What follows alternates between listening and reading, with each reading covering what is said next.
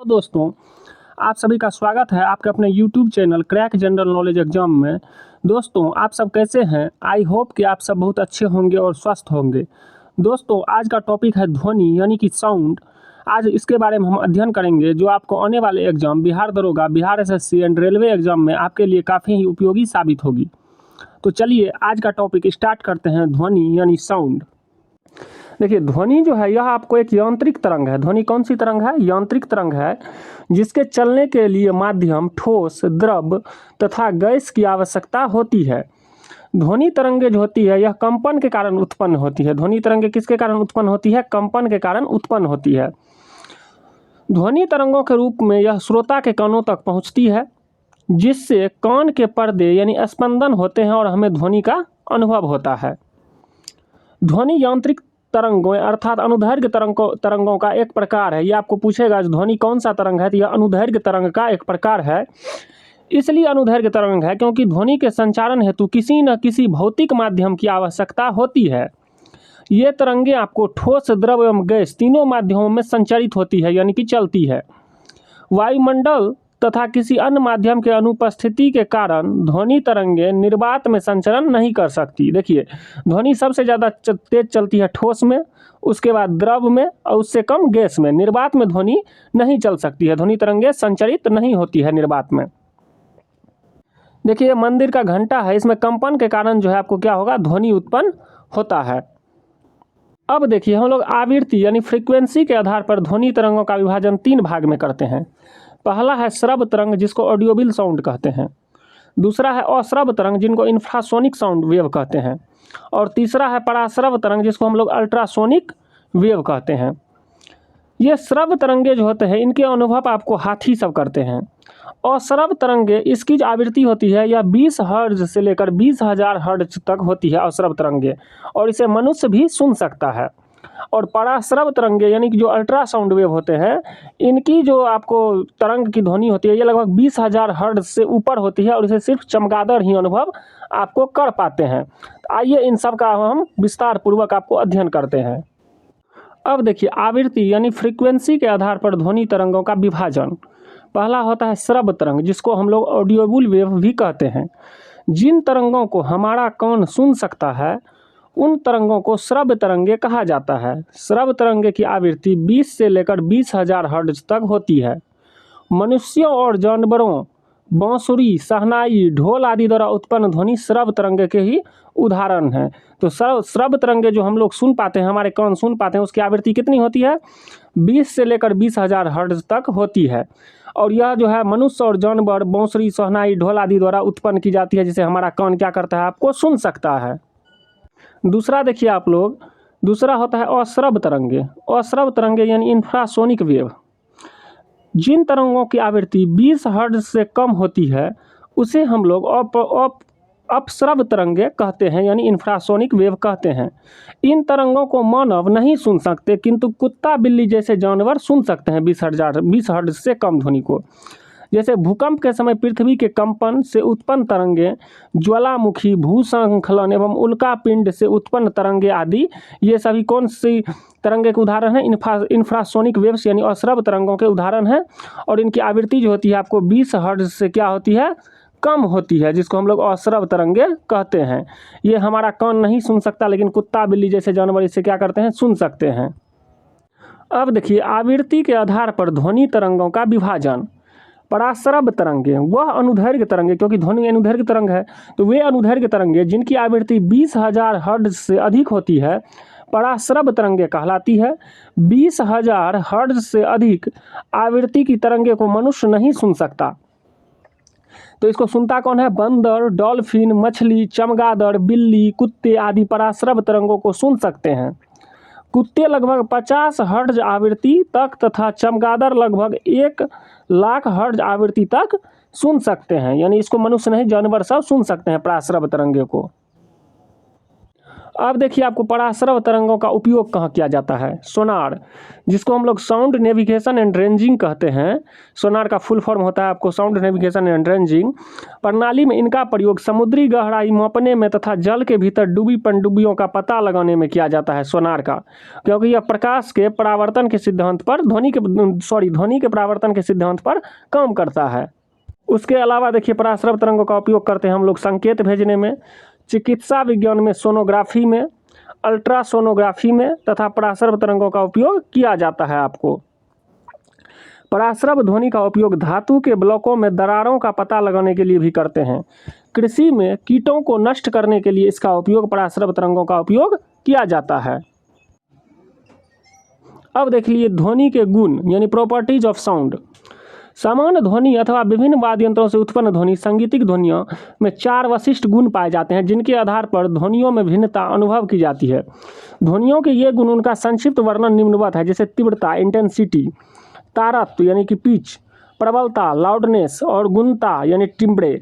अब आइए इस सब का अध्ययन हम विस्तार पूर्वक करते हैं। देखिए ध्वनि के गुण में प्रबलता क्या होती है, लाउडनेस। प्रबलता ध्वनि का वह लक्षण है जिसके अनुरूप ध्वनि कान को धीमी अथवा तेज सुनाई पड़ती है। ध्वनि जब मंद होती है तब उसकी प्रबलता कम होती है, परंतु तीव्र ध्वनि की स्थिति में प्रबलता क्या हो जाती है, अधिक हो जाती है।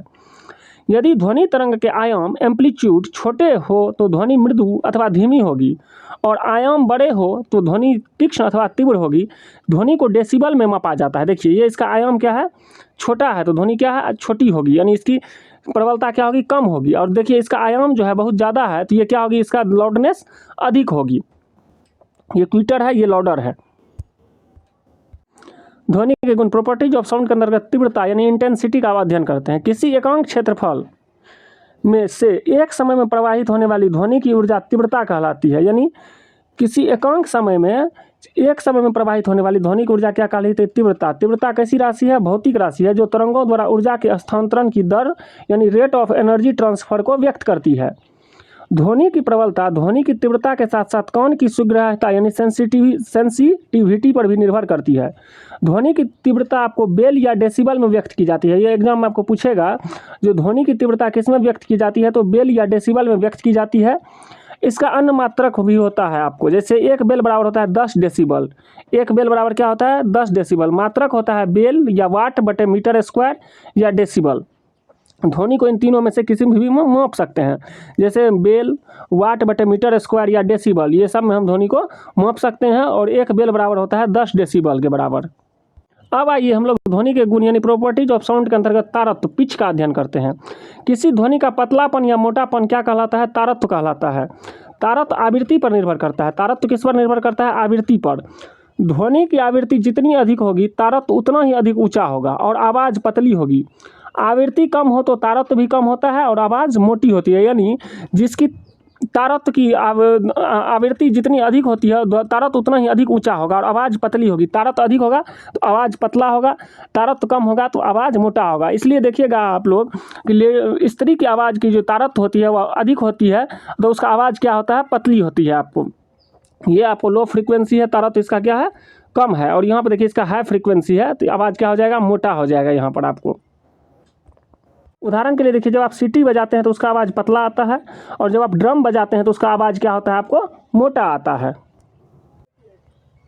अब हम लोग ध्वनि के गुण के अंतर्गत गुणता के अंतर्गत अध्ययन करेंगे। गुणता संगीतिक स्वर का वह लक्षण है जिसके कारण भिन्न भिन्न वाद्य यंत्रों में उत्पन्न समान तारत्व समान प्रबलता वाली दो ध्वनियों को अलग अलग पहचाना जा सकता है। दो ध्वनियों के बीच यह अंतर स्पष्ट करता है गुणता। जैसे देखिए आप टूर्निंग फ्रॉक, इसका ध्वनि अलग है। फ्लूट यानी बांसुरी का अलग है गुण, वॉइस आदमी का अलग है और वायलिन का अलग है। तो ये गुणता इसका है। तो गुणता के कारण क्या करता है, ध्वनियों के बीच में अंतर स्पष्ट करता है। आप पहचान पाते हैं कौन मनुष्य का आवाज़ है, कौन बांसुरी का आवाज़ है, कौन वायलिन का आवाज़ है। ये आप गुणता के कारण ही पहचान पाते हैं। अब आइए ध्वनि से संबंधित हम विभिन्न चीज़ों को देखते हैं। जैसे साधारण बातचीत का जो स्तर होता है वह 30 से 40 डेसिबल होता है। तेज बातचीत का जो स्तर होता है वह 50 से 60 डेसिबल होता है। तेज संगीत यानी शोर का जो होता है वह 80 डेसिबल से अधिक होता है। पेड़ की पत्तों की सरसराहट जो होती है वह 10 से 20 डेसिबल होती है। सायरन यानी पुलिस एम्बुलेंस की जो डेसिबल होती है वह 110 से 120 डेसिबल होती है। जेट विमान जो होती है वह 140 से 150 डेसिबल के बीच होती है। दोस्तों ये टेबल इंपॉर्टेंट है, आप लोग इसे याद कर लीजिएगा क्योंकि ये कई बार एग्जाम में पूछा जा चुका है। अब देखिए आगे, विश्व स्वास्थ्य संगठन WHO के अनुसार 45 डेसिबल की तीव्रता वाली ध्वनि मानव के लिए सबसे ज़्यादा उपयुक्त है। 75 डेसिबल से अधिक तीव्रता की ध्वनि मानव स्वास्थ्य पर आपको नकारात्मक प्रभाव डालती है। 80 डेसिबल से अधिक तीव्रता की ध्वनि शोर करती है। तो 75 डेसिबल से अधिक ध्वनि आप नहीं सुन सकते हैं क्योंकि यह मानव पर नकारात्मक प्रभाव डालती है।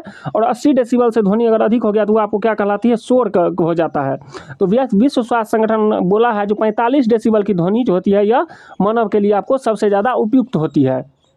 अब देखिए हम लोग ध्वनि चाल के आधार पर ध्वनि का विभाजन करते हैं। ध्वनि की चाल वायु में कितनी होती है, 332 मीटर पर सेकेंड, यानी कि ध्वनि वायु में 1 सेकेंड में 332 मीटर तक चलती है।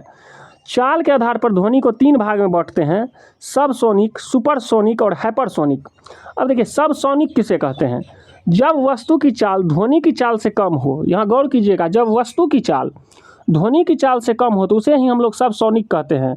जैसे वायुयान, हेलीकॉप्टर, सबसोनिक मिसाइल, ये सब सबसोनिक ध्वनि के उदाहरण है क्योंकि वस्तु की चाल जो होती है ध्वनि की चाल से कम होती है यहाँ पर। दूसरा है आपको सुपरसोनिक। सुपरसोनिक उसे कहते हैं जब वस्तु का चाल ध्वनि की चाल से अधिक हो। जब वस्तु का चाल ध्वनि के चाल से अधिक हो तो उसे सुपरसोनिक कहते हैं। लड़ाकू विमान तथा मिसाइल का चाल सुपरसोनिक होते हैं। लड़ाकू विमान तथा मिसाइल का चाल क्या होते हैं, सुपरसोनिक। और हाइपरसोनिक वह होते हैं जब वस्तु की चाल ध्वनि की चाल से 5 गुना से भी अधिक हो तो उसे हाइपरसोनिक कहते हैं। जब वस्तु की चाल ध्वनि की चाल के 5 गुना से भी अधिक हो तो उसे हम लोग हाइपरसोनिक कहते हैं। जैसे सौर मिसाइल, ये सब जो है ध्वनि की चाल वो जो है वस्तु की चाल से कितना गुना अधिक है, 5 गुना आपको अधिक है। परिघाती तरंग देखिए, यानी शॉक वेव किसे कहते हैं, जब किसी वायुयान की चाल सुपरसोनिक या हाइपरसोनिक ध्वनि की चाल से अधिक यानी तीव्र होती है तो वह अपने पीछे एक शंकु आकार तरंग बनाती है। ये शंकु आकार की तरंग बनाती है। इन्हीं तरंगों को प्रघाती तरंग या ध्वनि तरंग या ध्वनि व्योम शॉक वेव कहते हैं। यह अत्यधिक शक्तिशाली होती है और भवनों तक को गिरा देती है। इसी कारण सुपरसोनिक जहाज़ों को अधिक ऊंचाई पर आपको उड़ाया जाता है। इसे ही हम प्रघाती तरंग कहते हैं। ये जो त्रिभुज का आकार का बनती है ये काफ़ी ज़्यादा खतरनाक होती है और भवन सबको भी क्षति पहुंचा देती है आपको। अब देखिए मैक संख्या, जिसको मैक नंबर हम लोग कहते हैं। किसी माध्यम में निश्चित ताप व दाब पर किसी वस्तु की चाल तथा उसी माध्यम में ताप एवं दाब में ध्वनि के चाल के अनुपात को वस्तु की उस माध्यम में मैक संख्या कहते हैं।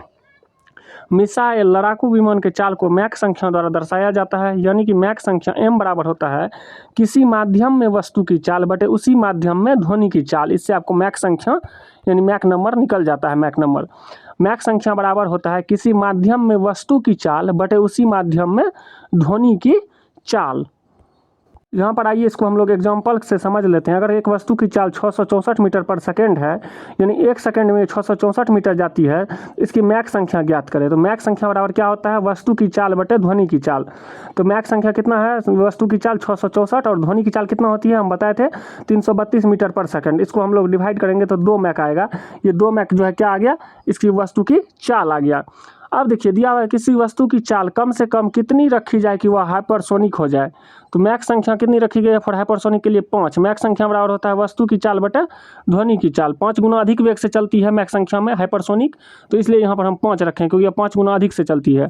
मैक संख्या बराबर होता है वस्तु की चाल बटे ध्वनि की चाल। मैक संख्या यहाँ 5 है और वस्तु की चाल हमको निकालना है तो इसको x मान लिए, और ध्वनि की चाल 332 होता है, इसको क्रॉस मल्टीप्लाई किए 332 गुना 5, तो ये आपका 1660 मीटर पर सेकेंड स्क्वायर। ये आगे आपको हाइपरसोनिक होने के लिए कम से कम इतनी वस्तु की चाल होनी चाहिए। अब देखिए आप लोग ध्वनि के चाल को प्रभावित करने वाले कारक। दाब, दाब क्या होता है, ध्वनि के चाल पर दाब का कोई प्रभाव नहीं पड़ता। दाब का प्रभाव ध्वनि पर नहीं पड़ता है। घनत्व तथा प्रत्यास्थता यानी डेंसिटी एंड इलास्टिसिटी, घनत्व तथा प्रत्यास्थता का ध्वनि के चाल पर सीधा प्रभाव पड़ता है। यानी हम कह सकते हैं कि प्रत्यास्थता बढ़ने पर ध्वनि की चाल बढ़ती है और प्रत्यास्थता घटने से ध्वनि की चाल घटती है। प्रत्यास्थता बढ़ाएंगे इलास्टिसिटी तो ध्वनि की चाल क्या होगी, आपको बढ़ेगी, और इलास्टिसिटी घटाएंगे तो ध्वनि की चाल घटेगी। अब देखिए आर्द्रता, आर्द्रता तथा ध्वनि की चाल में सीधा संबंध होता है। आर्द्रता में ध्वनि की चाल बढ़ जाती है। यही कारण है कि बरसात के बाद आपको ध्वनि की चाल क्या होती है, बढ़ जाती है। इसी कारण वर्षा होने के बाद ध्वनि है आपको तेज सुनाई पड़ता है, क्योंकि आर्द्रता में ध्वनि की ताप क्या होती है, ह्यूमिडिटी में बढ़ जाती है। देखिए ध्वनि के चाल को प्रभावित करने वाले कारक, पहला है टेम्परेचर। तापमान तथा ध्वनि की चाल में समानुपाती संबंध होता है, यानी तापमान बढ़ने से भी ध्वनि की चाल बढ़ जाती है। अब देखिए कहता है 1 डिग्री सेंटीग्रेड तापमान बढ़ने पर ध्वनि की चाल 0.61 मीटर पर सेकंड की वृद्धि हो जाती है। अगर 1 डिग्री टेम्परेचर बढ़ाएंगे तो ध्वनि की चाल में कितनी वृद्धि होगी, 0.61 मीटर पर सेकंड की वृद्धि हो जाती है। आइए इससे संबंधित हम क्वेश्चन कर लेते हैं।